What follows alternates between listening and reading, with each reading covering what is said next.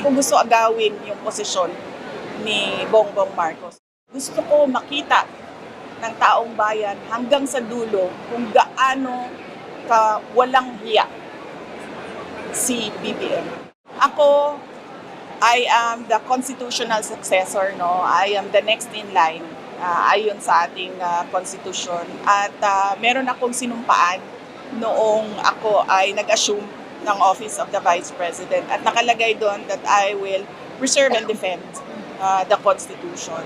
So, wala sa aking mga kamay ang pagsasagawa ng extra constitutional means, no, to overthrow the current administration. At hindi ko din gusto yon. Ang kalayaan natin at ang soberanya natin, hindi siya nawawala sa mga foreign invaders lamang. Hindi siya sa pagsako